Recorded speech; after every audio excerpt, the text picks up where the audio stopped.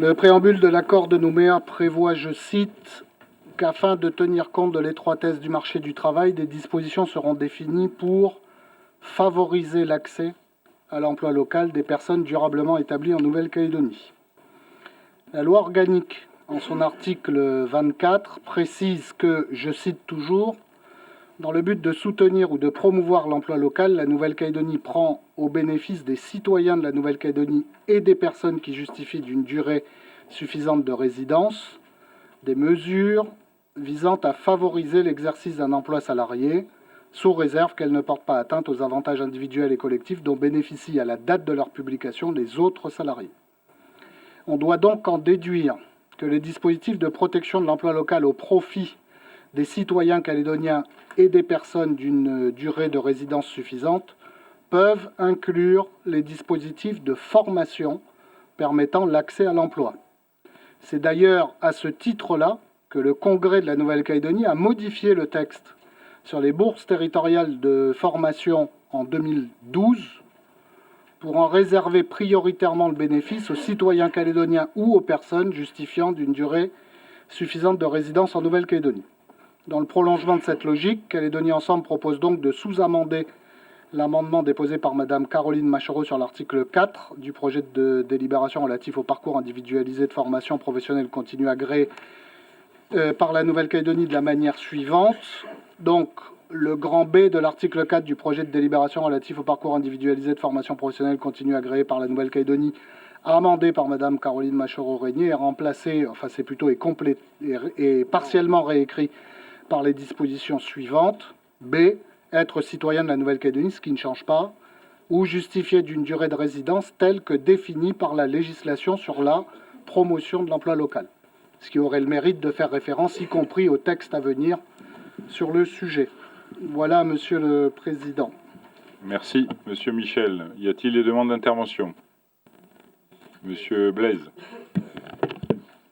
Oui, alors on avait arrêté la conversation à un moment pourtant très intéressant, mais juste rappeler que la citoyenneté, c'est pas une notion ethnique, elle profite, par rapport à ce qui était dit avant la pause déjeuner, à tous les gens qui remplissent une condition de présence à une certaine date. Donc, première précision, mais moi je suis quand même interloqué par ce sous-amendement de Crédit Ensemble, parce qu'en fait ça ne fait que dire la même chose que ce qui est proposé par les indépendantistes, c'est de vouloir graver dans le marbre de la formation professionnelle de la Nouvelle-Calédonie ce qu'on dénonçait nous, c'est-à-dire que plusieurs personnes sont intervenues, et je souscris à ce qui a été dit sur le fait que c'est une chose d'avoir prévu des dispositifs de promotion de l'emploi local avec deux critères, la citoyenneté et une durée de résidence suffisante.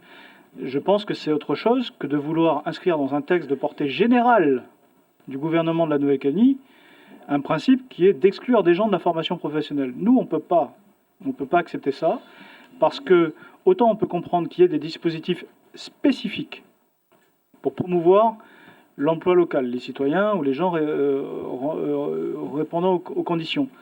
Mais c'est pas la même chose d'en faire une disposition générale, c'est-à-dire de faire en sorte que la Nouvelle-Calédonie prenne le pli de façon générale de consacrer les sommes dont elle dispose, payées pourtant par les impôts de tout le monde, y compris les exclus, et bien d'utiliser ces sommes uniquement pour une certaine catégorie de personnes et d'exclure par principe les autres.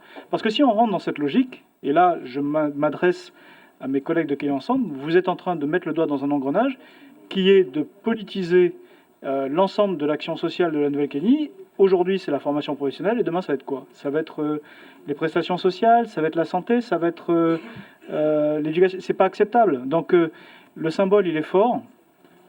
Au-delà du débat juridique, du pinaillage sur les textes, savoir comment ça doit être fait, texte réglementaire, loi de pays, ces choses-là, là, il y a un affichage politique, et je m'excuse, quand on est loyaliste et qu'on prône une Calédonie qui est une société ouverte dans la République française, même si elle a des aménagements, je pense que c'est pas une bonne chose et c'est pas cohérent avec ce positionnement politique-là. Que les indépendantistes aient ce positionnement, c'est normal, il est cohérent avec ce qu'ils disent depuis toujours, mais nous, c'est pas notre vision des choses.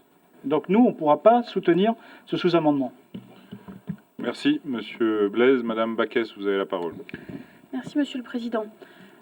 Il y a évidemment le débat politique, qui est de savoir quel est l'esprit de l'accord de Nouméa. Et l'esprit, c'est bien de favoriser l'accès à l'emploi pour les Calédoniens. On va parler de citoyens mais pour les Calédoniens, qu'ils soient Kanak ou non Kanak. L'esprit de l'accord de Nouméa, c'est ça. Là, on n'est pas du tout là-dedans, là. On est dans l'accès à la formation. Donc, d'un point de vue politique, bien évidemment, cet amendement-là, pas plus que celui de l'Union calédonienne, n'est acceptable. Mais moi, je pose clairement, Monsieur le Président, la question juridique. On est, à mon sens, là, bien au-delà d'un texte de portée réglementaire. On est sur une disposition qui doit être une disposition, à mon sens, si elle devait être adoptée, législative. Donc, il me semble que l'analyse juridique devrait être faite de savoir si cet amendement a sa place dans un projet de délibération, d'une part, et d'autre part, s'il n'est pas contraire à la manière dont l'article 24 est rédigé, puisque je répète que l'article 24 sur le fond prévoit de favoriser l'accès à l'emploi salarié, et pas ensuite l'évolution au sein de l'entreprise ou l'accès à la formation. Donc, je pose la question juridique, Monsieur le Président. Je ne sais pas si les services juridiques du Congrès peuvent nous répondre ou si une expertise complémentaire est souhaitable, mais en tout cas, je pense qu'en l'état, l'amendement tel qu'il est proposé par l'UC et tel qu'il est sous-amendé par Calédonie Ensemble n'est pas juridiquement acceptable.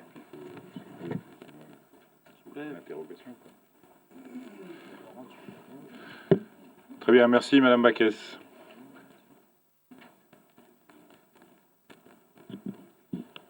Monsieur le secrétaire général ou monsieur le directeur juridique? Monsieur le secrétaire général, si on peut apporter un élément de réponse donc à la question soulevée juridique par Madame Baquès, s'il vous plaît.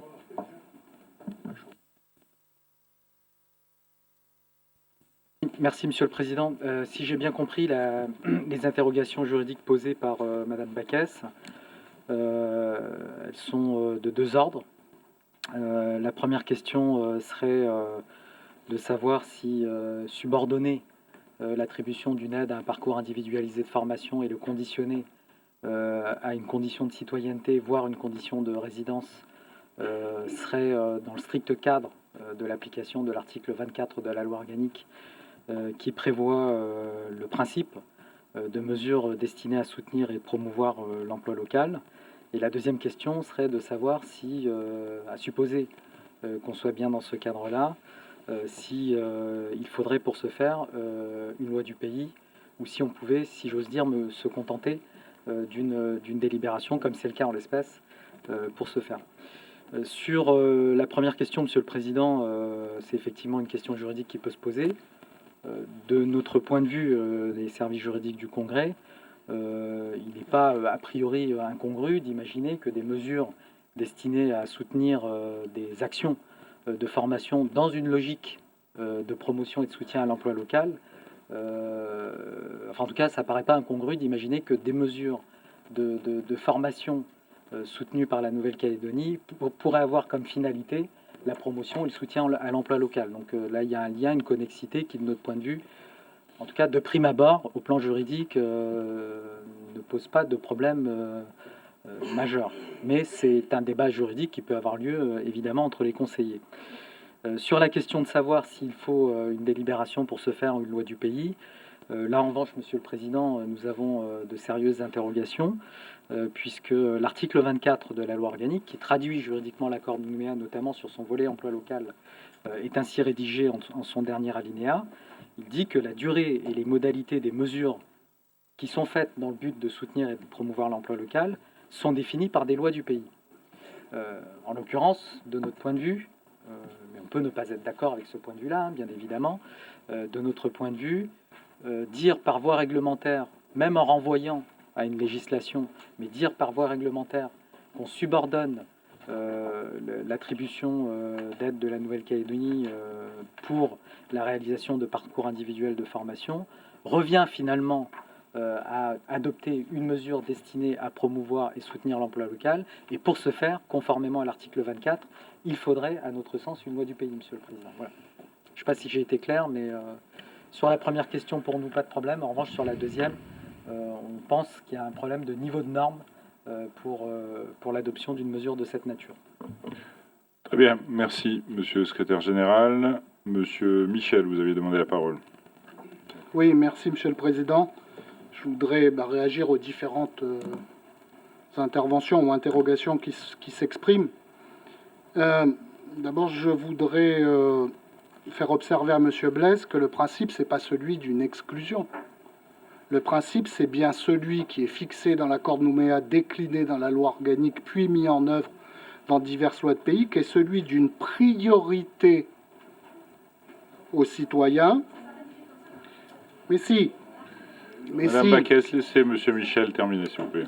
Donc c'est celui d'une priorité, et à défaut, ou une fois que cette priorité est satisfaite, à ceux qui justifient d'une durée de résidence suffisante. La durée de cette résidence est en fonction d'un certain nombre de critères que nous connaissons tous.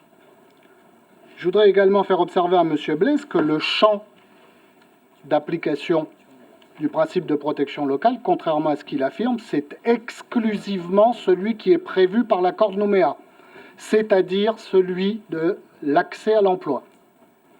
Il n'est pas question ici, et ce n'est pas un procès qu'on peut faire à Calédonie Ensemble, qui s'est suffisamment opposé à d'autres époques sur d'autres textes, à nos collègues indépendantistes, de vouloir étendre ce principe de préférence pour les citoyens à tous les champs possibles et imaginables. La protection de l'emploi local, c'est la protection de l'emploi local, et ce texte concerne bien ce sujet-là et pas autre chose. Et les mesures de formation, naturellement, qu'elles font partie des mesures permettant de favoriser l'accès à l'emploi, parce que sinon, c'est quoi la finalité de la formation, si ce n'est d'accéder à un emploi? Donc, il n'y a pas de difficulté avec ça. J'observe d'ailleurs qu'en 2012, lorsque le texte sur les BTF a été modifié, à l'époque exactement de la même manière qu'aujourd'hui d'ailleurs, parce que c'était précisément un amendement de Mme Machoro qui avait été déposé en séance sur le texte des BTF. Et à l'époque, le gouvernement de M. Martin et de Mme Backès et les élus qui aujourd'hui, notamment des Républicains, ne comprennent pas ce qu'on est en train de faire, à l'époque, ils n'avaient aucun problème avec ça, puisque ce texte et cette modification proposée par Mme Machoro, elle a été approuvée par Mme Robineau, en charge du secteur pour le compte du gouvernement, et elle a été votée à l'unanimité par les élus des Républicains. Donc les logiques sont exactement les mêmes. Après, il reste éventuellement la question juridique. Est-ce que le véhicule est le bon? Alors, moi, je ne vais pas donner des leçons de droit à qui que ce soit. Je dis juste que de mon point de vue, en tout cas, oui, le véhicule est le bon. Pourquoi? Parce que le véhicule, il ne fait que décliner un principe, celui de la priorité et de la durée de résidence suffisante, qui sont prévus par l'accord, précisés par la loi organique, et pour une part déjà déclinés dans le secteur privé, et qui le seront peut-être la semaine prochaine dans le secteur public. Quant aux durées, ce texte il renvoie simplement aux durées de la législation en vigueur. D'ailleurs, je n'ai pas utilisé le mot législation par hasard, effectivement. Donc, mais bon, moi j'admets qu'il puisse y avoir débat sur le sujet, parce que sinon ça signifierait que partout où on voudra décliner ce principe ou des modalités, il faudrait de nouveau le faire par loi de pays. Bon, je ne sais pas, mais en tout cas, pour ce qui nous concerne, Monsieur le Président, nous, on assume donc cette interrogation sur le sujet, et puis si quelqu'un veut déférer ce texte pour qu'on en ait le cœur net, qu'il le fasse. Très bien, merci. Monsieur Michel, Monsieur Danglebert, vous avez la parole. Merci, Monsieur le Président. Je ne vais pas rentrer dans le débat juridique. On l'a eu, nous, au niveau du gouvernement, entre nous. Simplement dire de qui et de quoi on parle aujourd'hui. Parce que par rapport aux déclarations des uns et des autres, je ne suis pas en train de cibler personnellement qui que ce soit, on parle de dispositif général. Je rappellerai que le dispositif, là, on parle de parcours individualisé. Ça, c'est la première chose. La deuxième chose, lorsqu'on dit on exclut tous les gens qui sont salariés, qui travaillent dans l'entreprise, d'accéder à la formation. Ce n'est pas dans ces dispositifs qu'on va les retrouver. C'est dans les d'autres dispositifs, soit dans le 07, soit dans le FIAF qui sera mis en place, etc. Aujourd'hui, le public dont on parle, c'est le public qui est en rupture d'emploi ou qui est carrément sans emploi parce que non formé. Et sur le principe que je défends moi aujourd'hui, la meilleure arme pour l'emploi local, c'est la formation. Et notamment la formation de ceux qui ont des difficultés à trouver de l'emploi et c'est de ce public dont on parle la plupart du temps. Voilà, simplement, je voulais rappeler... Très bien, merci, monsieur Danglebert. Monsieur Netchero, vous avez demandé la parole? Non. Madame Machereau avait demandé la parole. Madame Machereau, vous aviez demandé la parole. Ensuite, j'ai une demande de monsieur Lallier, de madame Baquès et de monsieur Yano. Madame Machereau, vous avez la parole. C'est dans l'ordre de demande de parole, monsieur Lallier. Je vous assure que je respecte l'ordre de demande de parole. Madame Machereau, vous avez la parole. Oui, merci Monsieur le Président. Non, je voulais juste dire qu'effectivement, le sous-amendement à notre amendement que vient de déposer Calédonie Ensemble nous convient parfaitement, effectivement, et traduit ce qui est indiqué là, l'exposé des motifs, traduit exactement ce que j'ai essayé de faire comprendre ce matin, mais bon, j'étais un petit peu nerveuse, vous aviez peut-être pas compris, mais enfin, les rédacteurs de cet amendement l'ont bien compris, et merci pour ça. Effectivement, la connexion entre l'emploi local, la priorité de l'emploi local et la priorité de l'emploi, de l'accès à la formation, pardon, c'est une évidence, c'est une logique, quoi. Il ne faut pas, je sais pas, être sorti de saisir pour voir le bon sens et avoir le bon sens et savoir qu'effectivement, pour être prioritaire dans l'emploi local, il faut être formé. Et pour être formé, il faut quelque part être aidé et puis bénéficier d'une priorité, d'une protection ou d'un encouragement à ce niveau-là aussi. Donc simplement pour dire ça, maintenant, effectivement, est-ce que c'est une délibération, est-ce que c'est une loi du pays? En 2012, quand nous avions introduit effectivement la priorité des citoyens aussi pour les BTF, c'était dans le cadre d'une délibération, on n'a pas eu besoin effectivement d'une loi du pays, et je ne vois pas pourquoi aujourd'hui, pour ce texte-là qui va dans le même sens, on aurait besoin d'une loi du pays. Enfin, ça c'est ma logique, je ne suis pas juriste, mais voilà comment je vois les choses. Merci. Très bien, merci madame Machereau. Monsieur Lallier, vous avez la parole. Vous cédez votre parole, monsieur Lallier?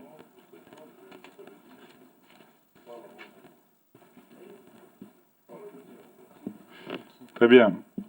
Il n'y a pas d'autres demandes de parole de votre côté, monsieur Lallier. Allez-y, monsieur Lallier. Vous avez la parole. Je voulais juste confirmer que, en tout cas, le véhicule qui est choisi, c'est bien une délibération qui concerne formation professionnelle et qui ne parle pas d'emploi local. Donc c'est pas une loi sur l'emploi local, puisque l'article 24, il veut que tout ce qui décline concernant l'emploi local, mais là c'est la formation professionnelle. Alors c'est discutable juridiquement, mais Caroline l'a dit, la dernière fois ça s'est passé. Je crois que nous on est prêts à aller dans ce sens. Deuxième chose, je voudrais redire à Madame Baquès, parce que ce matin elle m'avait traité de raciste. Bah oui. Je n'ai pas le souvenir, monsieur Lallier. Oui, elle n'a pas dit le terme, mais elle a cité des exemples. C'était fin, mais c'est presque ça. Non, je voulais dire que dans toute votre analyse, dans toute votre analyse, vous oubliez ce que l'État lui-même a reconnu, le fait colonial. Et dans le fait colonial, il y a des choses qui sont positives. Vous pouvez me regarder, hein, pas la peine de regarder à côté. Il y a des choses positives et il y a des choses négatives. Et ce qu'il y a de négatif, c'est effectivement d'être corrigé dans le cadre des lois qui sont issues de cet accord qui est constitutionnalisé. Et à partir de là, on ne peut pas dire qu'on est injuste ou quoi, parce qu'il y a d'abord une problématique de rééquilibrage. Et comme disaient tous les partenaires qui sont au siège dans cette commission, cette commission admet en particulier des gens qui sont en situation de demandeurs d'emploi. C'est pas parce qu'ils travaillent, c'est parce qu'ils sont demandeurs d'emploi ou parce qu'ils cherchent une promotion dans un autre secteur et ils changent effectivement de secteur. Donc ce n'est pas du tout ce que vous préconisé en disant que nous défendons une position un peu presque raciste en priorisant. Non, mais si. Parce que derrière ça, vous pensez que nous, on veut donner la priorité aux Kanaks et puis les autres, c'est... et c'est pas du tout cela. Et je vais même dire qu'il y a effectivement quelques Wallisiens et quelques Caldoches qui sont dans cette situation et qu'il faut prioriser à travers ce texte. Parce que si vous ouvrez à tout le monde, vous permettez aux Caldoches, aux Wallisiens ou aux Kanaks de ne pas pouvoir être au rendez-vous des qualifications dont les dispositifs d'emploi local permettent le rééquilibrage. Donc, vous pouvez tenir des discours, Madame, votre chef de groupe qui avait cité les discussions dans le cadre du corps électoral, des inscriptions. Nous confirmons qu'il y a effectivement une situation coloniale, historique, qu'il faut aménager, que maintenant il faut... il faut pas oublier ça.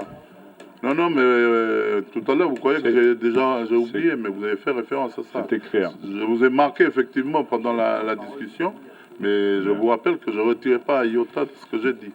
Très bien, monsieur Lallier. D'ici là, j'espère que vous allez changer d'avis une fois que les élections législatives sont terminées. Merci, Et monsieur surtout, Lallier. une fois Restons sur le sujet, s'il à la vous plaît. candidature Merci, aux élections législatives sera terminée. Merci, monsieur Chez vous, Lallier. les Républicains. Le message est clair. Merci, monsieur Lallier. Madame Baquès, vous avez la parole. Merci, Monsieur le Président. Monsieur le Président, d'abord, c'est insupportable d'entendre que nous tenons des propos racistes. Que nous les avons traités de racistes. Revenons sur le sujet, madame Non, Baquès. mais, Ne rentrons pas dans la polémique, vous l'avez laissé parler. Donc, je veux dire simplement sur le que sujet. jamais... Non, mais Monsieur le Président, juste, j'en ai pour 30 secondes. Mais jamais nous n'avons fait de différence sur ce sujet-là entre les différentes ethnies à l'intérieur d'un groupe qui s'appelle les citoyens et les personnes durablement établies. Jamais nous n'avons fait de différence. Contrairement à vous, puisque vous parlez du corps électoral, qui n'avait demandé l'inscription... Monsieur Lallier, laissez parler madame Baquès, s'il vous plaît. Qui n'avait demandé l'inscription que des Kanaks, excluant de fait les autres personnes qui relèvent de l'article 210. Revenons sur le sujet, madame Baquès, s'il Mais vous plaît. je vous ai dit que je ne bougerai pas d'iota de ce que je réclamais, le fait colonial chez les Kanaks. Vous n'avez C'est pas la parole. vous êtes Monsieur arrivé. Lallier, s'il vous plaît, vous n'avez pas la Et on parole. vous a accueilli ici. Juste pour finir et avant de répondre à l'intervention de Monsieur Michel, juste sur le fait colonial, moi, Monsieur Lallier, je n'ai colonisé personne. Mes parents et mes grands-parents n'ont colonisé personne. Madame Donc ça Baquès, commence à bien revenons faire. sur le sujet de la Le fait formation colonial, professionnelle. ça commence à bien faire. Alors ensuite, sur la question de l'emploi local, l'objectif de l'emploi local, c'est bien effectivement le rééquilibrage. C'est bien la possibilité d'accès pour les Calédoniens favorisés à l'emploi, de manière à éviter d'avoir un certain nombre de personnes qui soient d'origine européenne, d'origine wallisienne, d'origine mélanésienne, qu'ils aient accès à l'emploi, que tous les Calédoniens puissent avoir accès à l'emploi. Et pour ça, quels sont les dispositifs que nous proposons ? Eh bien, nous proposons effectivement que, petit à petit, on forme de mieux en mieux les Calédoniens, quelle que soit leur origine ethnique, et qu'on les amène à l'emploi. Et au moment de l'accès à l'emploi, on a mis en place des lois, celle dans le privé, qui permet effectivement de privilégier l'accès à l'emploi local, et celle dans le public qui va être votée. Monsieur Michel dit tout à l'heure qu'on ne propose pas de bloquer et de ne permettre qu'aux citoyens, mais on propose qu'une priorité. Je me permets de relire l'article 4 du projet de délibération qui nous est soumis. L'article 4 dit « Les personnes souhaitant suivre une action de formation professionnelle, continue individuelle, répondent aux critères suivants. » Et là, il rajoute un petit b, « être citoyen ». C'est-à-dire que pour pouvoir suivre une action de formation professionnelle continue individuelle, eh bien, il faut répondre aux critères d'être citoyen. C'est bien ce que nous propose l'amendement de Calédonie Ensemble. Donc on n'est pas là dans une priorité d'accès à l'emploi. On est dans un dispositif de tri où on ne permet l'accès à la formation professionnelle continue qu'aux personnes citoyennes ou justifiant d'une durée suffisante de résidence. Ensuite, vous avez parlé des BTF. Les BTF, le dispositif n'est pas le même. On est dans une bourse de formation qui permet là l'accès à l'emploi. On n'est pas dans le même dispositif là. On est dans des gens qui sont dans l'emploi.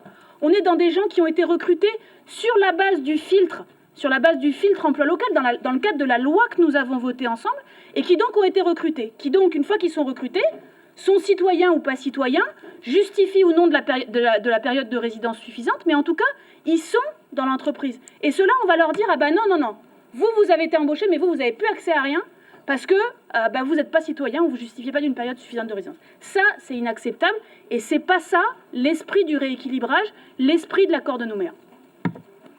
Très bien, merci Madame Backès. Monsieur Yano, vous avez demandé la parole et on va clore le débat après cette intervention, après l'intervention de Monsieur Mapou. Monsieur Yano, vous avez la parole. Oui, beaucoup d'arguments ont été développés, notamment avant la suspension de séance et notamment depuis la reprise également.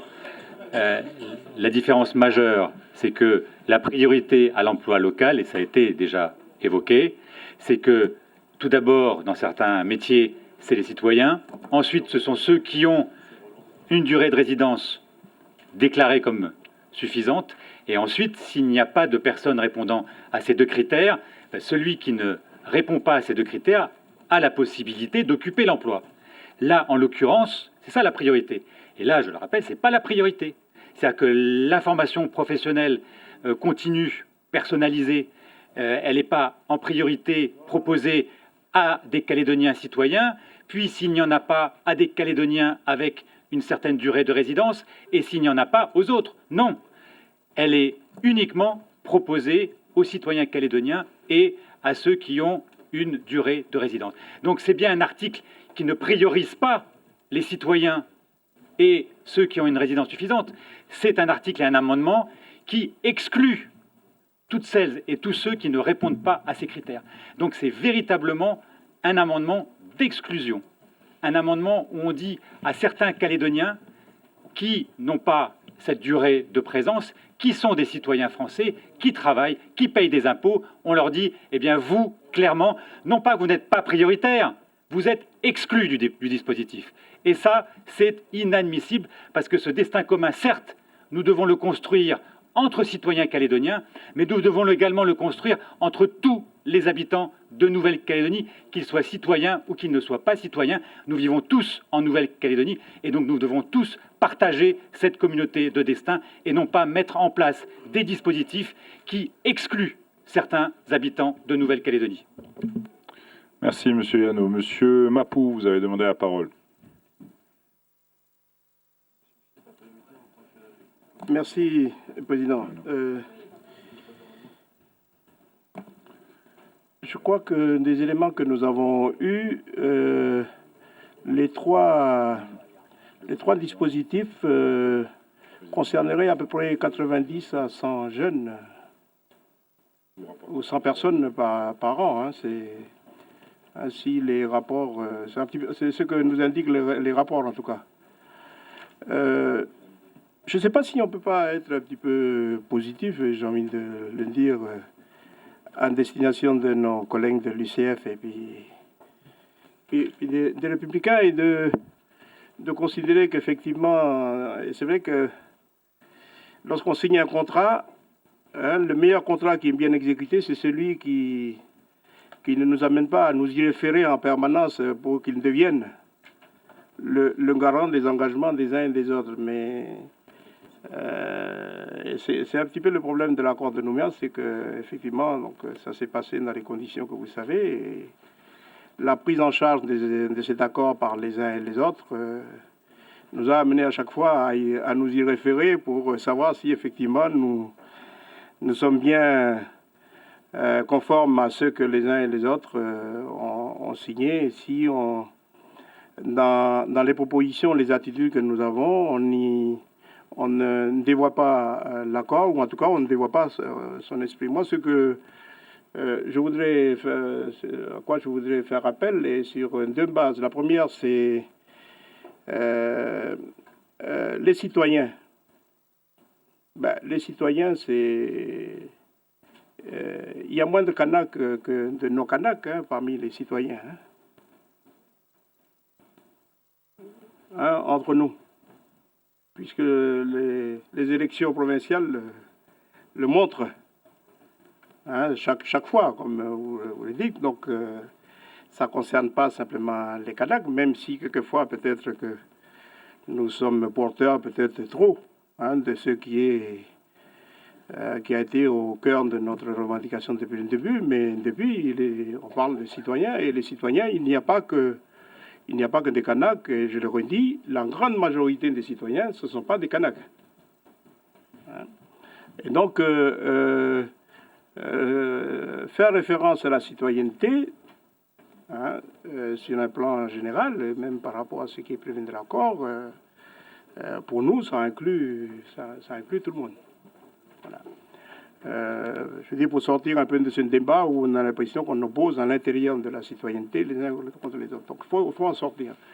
La deuxième chose, c'est que, je m'excuse, mais je ne rentre pas dans les discussions que vous faites, mais je crois que ça peut être un bon signe que nous lançons tout le monde à la jeunesse de notre pays, que d'aller dans le sens de l'amendement qui est proposé par Caroline Machereau et qui est sous-amendé par Philippe Michel, de donner un signe à notre jeunesse que effectivement on est prêt à prendre en compte et pourquoi pas parler de jurisprudence positive, puisque le BTF, pour le BTF, on en a. Mais j'ai bien entendu ce qu'a dit Sonia Baquès, mais je veux dire, on peut peut-être s'inscrire dans l'esprit au moins, pour aller de l'avant, d'autant, et de se dire que ça ne concerne que 90 à 100 jeunes parents, et peut-être que ce serait bien qu'on dise à toute cette génération qui est en attente que 90 jeunes parents, on peut arriver quand même. Ce serait bon qu'on consacre ce dispositif à cette proportion. Et je ne crois pas que ça poserait des difficultés à d'autres. La preuve, c'est que le BTF, il n'y a personne qui en a parlé. Et c'est aujourd'hui simplement qu'on découvre que ça pourrait poser des problèmes. Mais il faut peut-être qu'on fasse attention, parce qu'on finit nous-mêmes, nous, ici au sein de l'hémicycle, à trouver des obstacles à quelque chose qui va de soi. C'est un peu ça que je voulais dire. Mais en tout cas, nous, on serait favorable qu'on aille dans ce sens-là pour sortir un peu des... Et tout le monde peut y trouver son compte. À dire que oui, on a pensé à cette jeunesse et on a envie qu'elle aille de l'avant en lui offrant cette possibilité. Merci. Merci, M. Mapou. M. Danglebern. Président, si vous me permettez, simplement, je voudrais qu'on puisse donner la parole au directeur, simplement pour redéfinir le périmètre de ces parcours individualisés, parce que peut-être je me suis mal exprimé auparavant, en parlant de public, mais je voudrais que le directeur puisse le définir de façon très claire. Il faut savoir vraiment de qui on parle et de quoi on parle. Monsieur le directeur, vous avez la parole. Oui, merci Monsieur le Président. Donc, en fait, il faut savoir que la formation professionnelle de la Nouvelle-Calédonie se décline en 3 dispositifs. Nous avons des dispositifs de parcours collectif de formation professionnelle. Donc, c'est la programmation de la formation professionnelle continue annuelle, qu'elle soit conjoncturelle ou structurelle, peu importe. Et là, évidemment, ces dispositifs collectifs ne sont pas concernés par le projet de délibération que vous avez sous les yeux. Ce qui est concerné par le projet de délibération que vous avez sous les yeux, c'est un autre dispositif qui est un dispositif de parcours individualisé, au cas par cas, en fonction des projets, des personnes qui postulent. Et donc, ces parcours concernent essentiellement des demandeurs d'emploi, mais si elles concernent des salariés, ce que la délibération prévoit, il s'agit de salariés dont la formation n'est pas incluse ou n'est pas concernée par le plan de formation de l'entreprise, donc qui ont une démarche individuelle de formation qui ne correspond pas à ce que l'entreprise attend, donc il ne peut pas être financé au titre de l'entreprise, pour le 0,7% pour les plus de 10 salariés, ou au titre du FIAF pour les moins de 10 salariés, puisque le FIAF lui-même a, pour l'instant, exclu les parcours individuels de son champ d'application. Donc, on ne vise, nous, dans cette délibération, que des salariés qui ne peuvent pas faire financer leur formation par leur entreprise, au motif que cette formation est à vocation individuelle et ne rentre pas dans ce que l'entreprise attend en termes de compétences de ses salariés. Et c'est uniquement à ce titre-là que le délibération peut intervenir. Donc, les salariés, hors ceux dont je viens de parler, sont libres d'être formés, en quelque sorte, par leur entreprise. Et à ma connaissance, il n'y a pas de disposition spécifique qui indiquerait que seuls les citoyens ou les personnes d'une durée de résidence suffisante dans l'entreprise pourraient être formés au titre du 0,7% ou au titre du FIAF. Donc voilà, si vous voulez, le périmètre de cette libération est très très circonscrit Il s'agit de demandeurs d'emploi qui, manifestement, ne trouvent pas à s'insérer parce qu'ils n'ont pas la formation adéquate réclamée par l'économie calédonienne et ils souhaitent y accéder, et des salariés, voire des indépendants, qui en fait ne peuvent pas se faire financer leur action de formation par l'entreprise car elle ne correspond pas aux attentes de l'entreprise, mais qu'à titre individuel, ils souhaiteraient pouvoir suivre pour évoluer professionnellement. Voilà. C'est juste pour repréciser le cadre de la délibération. Très bien, merci Monsieur Martin. Monsieur Wamitan, comme vous aviez demandé la parole déjà avant la suspension de séance, je vous donne la parole. Vous avez la parole. Merci. Président. Voilà. Donc je voulais apporter aussi ma contribution au débat, donc avant que nous passions au vote de l'amendement ou du sous-amendement, et puis le texte là, je voulais quand même attirer l'attention de nos collègues de l'UCF et puis des Républicains pour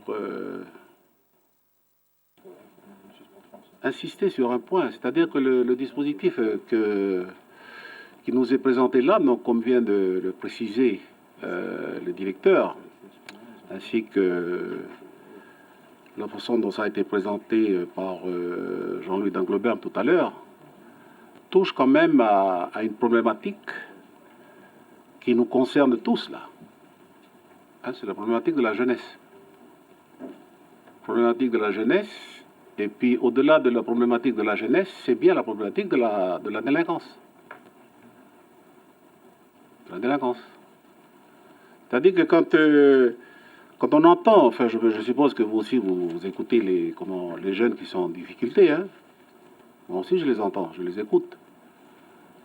Ce qui ressort de leur pensée lorsqu'ils s'expriment, c'est bien de ne pas être pris en considération, d'avoir le sentiment. Alors est-ce que c'est vraiment le cas, ou est-ce que c'est réel ou pas? Mais en tout cas, ils ont ce sentiment-là, d'être à chaque fois marginalisés ou écartés ou exclus. Voilà, pour le coup, on se retrouve avec ce terme-là, développé par l'UCF tout à l'heure, exclus des dispositifs qui sont, comment dire, qui sont en place. Mais essentiellement, ce sont des jeunes Kanaks. Donc c'est pour ça, moi, j'attire votre attention sur le fait que ce texte-là touche une problématique sensible. Jeunesse et délinquance. Parce que ça fait partie, ce qui est proposé là, ça fait partie des solutions qui sont apportées, qui sont proposées pour tenter de résoudre ou apporter une solution à cette jeunesse-là. Enfin, moi, je voulais juste dire cela parce que c'est quand même important de le souligner. Parce qu'après, il ne faut pas venir vous plaindre après. Il ne faut pas venir vous plaindre après et ensuite demander l'intervention des militaires, etc., etc.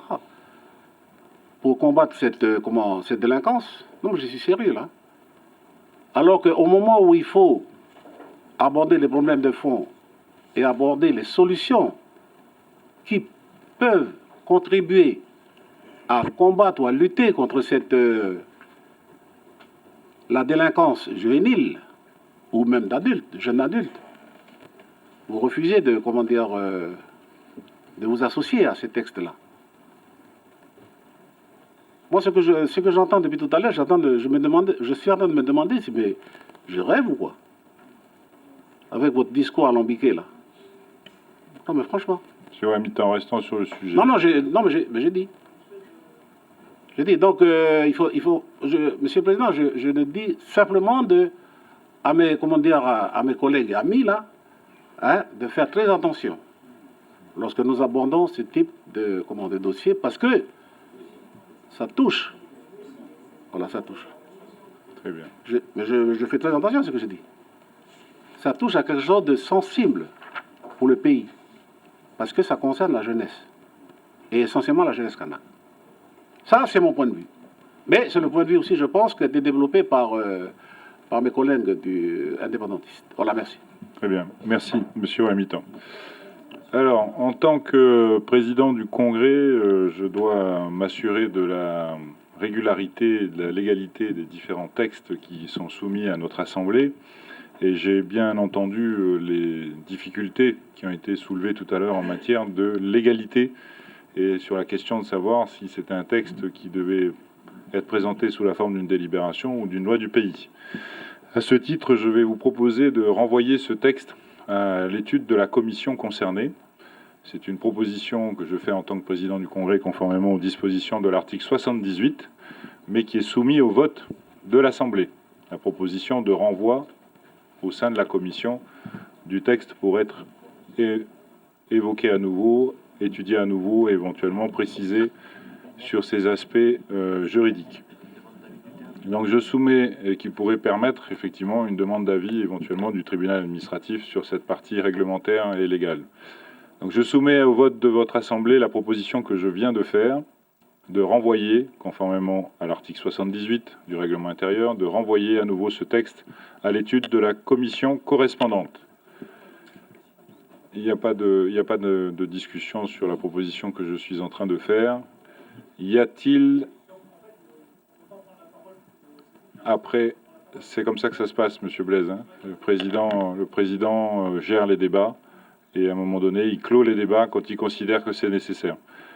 Je soumets au vote de votre Assemblée la proposition que je viens de faire, qui est favorable, qui est pour le transfert à nouveau en commission de l'étude de ce texte. Qui est contre? Très bien, la majorité a décidé. Je vais donc soumettre maintenant au vote de l'Assemblée le sous-amendement qui a été présenté par Monsieur Michel. Les débats sont clos, Monsieur Michel. Monsieur le Président, je suis l'auteur de l'amendement. Oui, mais même en tant qu'auteur... Je n'ai pris la parole qu'une seule fois. Même en tant qu'auteur, j'ai une vous n'êtes pas proposition à faire prioritaire. pour répondre aux inquiétudes qui sont exprimées par les uns et par les autres de modification de l'amendement. Ça Alors, serait peut-être utile. C'est un sous-amendement, alors, Oui, que c'est vous ça. voulez proposer. Oui, c'est ça. C'est ça. J'ai entendu tout à l'heure Gaël Liano. S'il y a un sous-amendement, il faudra suspendre la séance pour rédiger à nouveau un D'accord, mais c'est un sous-amendement mot. et relancer les débats D'accord. à nouveau. Si vous le permettez, avec votre accord, puisque vous présidez cette noble assemblée, je voudrais Allez-y, Monsieur expliciter. Michel. Merci. J'ai entendu tout à l'heure Monsieur Liano exprimer une inquiétude sur le terme de priorité. J'ai entendu tout à l'heure Louis Mapou appeler de ses voeux, et je suis plutôt d'accord avec lui, le fait qu'il faudrait un peu dépasser les postures et essayer d'envoyer des signaux positifs. Donc nous pourrions, si mes collègues en sont d'accord, sous-amender ou sous-amender ce grand B en disant être prioritairement citoyen de la Nouvelle-Calédonie ou justifié d'une durée de résidence, etc. Comme ça, le signal, me semble-t-il, serait clair et explicite. Mais je soumets ça aux uns et aux autres. Très bien. Madame Baquès, vous avez la parole. Merci, Monsieur le Président. La proposition de Monsieur Michel ne répond absolument pas à la problématique juridique soulevée. Hein. Parce que, je veux dire, on a eu les réserves des services juridiques du Congrès sur le caractère réglementaire ou législatif de cette disposition. Elle n'est absolument pas réglée. Donc, je sais bien qu'on a juridiquement tort parce qu'on est politiquement minoritaire. Mais en attendant, sur un sujet majeur comme celui-là, c'est quand même absolument incroyable de passer en force sans avoir les éléments juridiques en réponse. Et puis, en réponse à M. Wamitan, on est extrêmement prudent sur ces sujets-là. Et je vais vous dire, M. Wamitan, quand j'étais en charge de l'enseignement, j'ai mis en place un dispositif de concours réservé d'accès au métier de l'enseignement, et il n'y a jamais eu autant de Kanaks qui ont réussi les concours de l'enseignement que suite à la mise en place de ce concours réservé. C'est ça la solution. La solution, c'est de permettre aux citoyens calédoniens de toutes ethnies d'avoir accès à l'emploi, et donc de leur permettre d'avoir en amont accès effectivement à la formation, qu'on les accompagne, qu'on permette à tous d'avoir accès à ça. C'est pas ce qu'on est en train de faire là. Ce qu'on est en train de faire là, c'est de l'exclusion. Encore une fois, c'est-à-dire qu'on dit, finalement, ceux qui ne sont pas citoyens, ceux qui n'ont pas la durée de résidence, ils n'ont pas accès. Je considère que ce n'est pas comme ça qu'on va construire le destin commun, et je suis particulièrement sensible, Monsieur Wamitan, à ce que vous dites, c'est-à-dire qu'on aille effectivement régler le problème de ceux qui sont sur le bord du chemin. Juste pour information, et je voudrais la précision du directeur peut-être de la DFPC, il me semble que dans la prochaine commission pour attribuer les BTF, il n'y a que des candidats d'origine kanak. Donc, on n'est pas dans une problématique là où on a besoin de faire de privilégier ou de mettre en priorité une partie de la population. On est dans une situation où ce que vous demandez, c'est un filtre pour exclure purement et simplement de la formation ceux qui ne sont pas citoyens. Eh bien, on ne peut pas être d'accord avec ça. Merci Madame Baquez. Monsieur Yano, s'il vous plaît. Je maintiens, Monsieur le Président, qu'il n'est pas utile de faire une longue analyse juridique pour savoir qu'une telle disposition ne peut en aucun cas être adoptée dans le cadre d'une délibération qui a valeur réglementaire et qu'obligatoirement cette disposition, toute disposition qui priorise l'emploi local, qui priorise des citoyens ou qui priorise des Calédoniens ayant une certaine durée de résidence, doit être prévue dans un texte de nature législative et notamment dans une loi du pays. Donc, à la limite, c'est même pas utile de renvoyer en commission. On sait que si le Congrès vient à adopter cet article, puis la délibération ainsi modifiée, que nous aurons donc voté un règlement illégal. Ensuite, deux mots seulement. Bien évidemment que tout le monde est sensible aux personnes qui ont du mal à trouver un emploi et aux personnes qui ont une qualification ou une formation insuffisante, pour répondre à notre collègue Roch Wamitan. Ce que je veux simplement dire, c'est que ce dispositif, c'est un dispositif de formation professionnelle continue. Donc de gens qui sont déjà rentrés dans le monde du travail. Soit ils en sont sortis parce qu'ils sont chômeurs, ils ont été licenciés, soit parce qu'ils sont en activité et donc ils veulent avoir une promotion. J'aurais bien aimé que lorsque l'on débatte du projet éducatif, mais ce n'est pas l'objet du débat, on se focalise plus sur les 600 Calédoniens, et notamment un grand nombre de Mélanésiens, qui sortent sans aucun diplôme, et que l'on concentre nos efforts véritablement sur ces Calédoniens-là, ces jeunes Calédoniens-là. C'est ce qui n'a pas été fait, malheureusement, dans ce projet éducatif. Mais n'y revenons pas, on aura l'occasion d'aborder de nouveau cette question. Merci, Monsieur Yano. Monsieur Blaise. Oui, merci. Alors, je vous rassure, Monsieur le Président, on est capable de répondre sans faire monter la tension. Hein. Vous avez peur que ça s'enflamme et on sent... Enfin, moi, je vous le dis franchement, laissez-nous parler. On est limité à 2 interventions. Ne censurons pas le débat. Donc, moi, je voulais juste... Monsieur Blaise, j'ai juste un ordre du jour à essayer de tenir dans la journée qui est la nôtre de 24 heures. Donc, j'essaye simplement de faire en sorte qu'on puisse aller au bout de nos travaux, Monsieur Blaise. J'entends bien, mais... Je ne m'inquiète pas de la teneur des débats qui ont lieu au sein de cet hémicycle.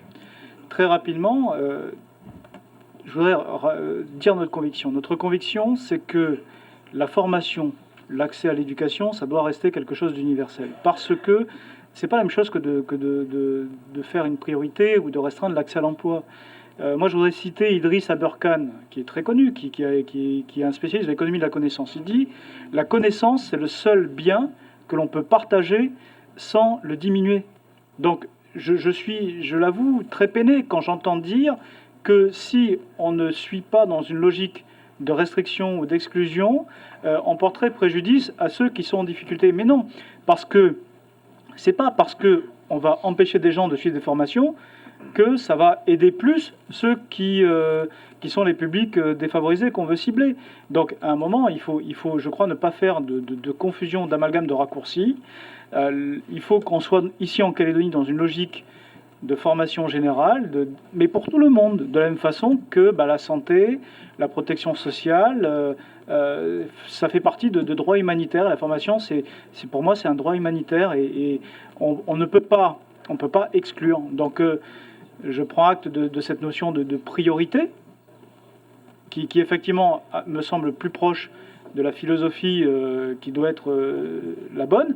Encore une fois, je ne souhaite pas que le gouvernement étende au-delà du périmètre qui est celui de l'emploi stricto sensu, la logique de la préférence ou de la restriction.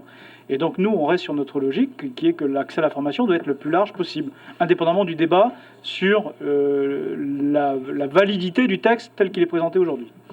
Très bien, merci Monsieur Blaise. Monsieur Mapou, vous avez la parole. Merci, Président. Non, simplement pour dire que on est assez d'accord avec la proposition qui est faite. Donc, ça donnerait être prioritairement citoyen de la Nouvelle-Calédonie. C'est le seul élément de sous-amendement qui est proposé par Philippe Michel. Quant au caractère conforme à la loi ou à la légalité. Non, je crois que la démocratie veut que s'il y en a qui ne sont pas d'accord, hein, nous on l'a fait en d'autres temps, donc ça ne nous pose pas de problème. Il ne faut pas qu'on essaye à tout prix d'avoir raison tout le temps.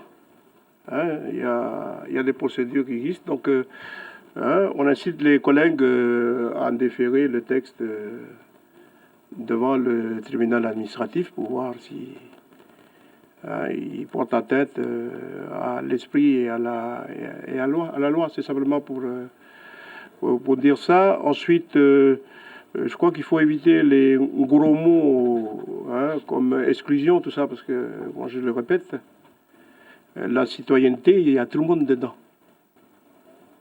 Ben oui, la citoyenneté, il y a tout le monde dedans. Non, mais on parle de citoyens, il y a la citoyenneté telle qu'elle est définie et telle qu'elle est composée aujourd'hui, il y a tout le monde dedans. C'est la réalité. Donc, vous souhaitez qu'on n'exclue pas ceux qui ne sont pas dans la citoyenneté. Mais ce que je dis simplement, c'est que c'est réducteur de parler que de ça, puisque la citoyenneté, ou de le réduire à une question ethnique seulement, puisque la citoyenneté, il y a tout le monde dedans. Voilà, c'est la seule chose que je voulais simplement indiquer. Merci, Président, mais je pense qu'il faut avancer. Hein. Nous avons dit qu'on n'était pas d'accord avec votre proposition, donc il faut avancer. Très bien.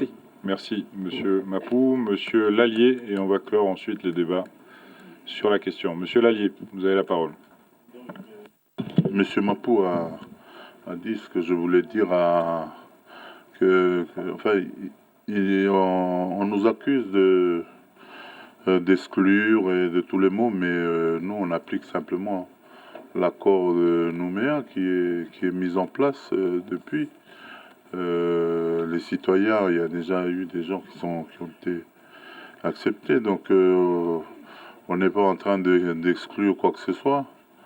C'est simplement les citoyens qu'on donne la priorité de l'emploi local. On fait référence à des textes sur l'emploi local, il y a des classifications derrière. Et puis non, il faut encore dire que on est en train d'exclure des gens, mais je vous ai dit la dernière fois ici que l'accord de Nouméa c'était accepter les résultats de la colonie de peuplement où on est en minorité.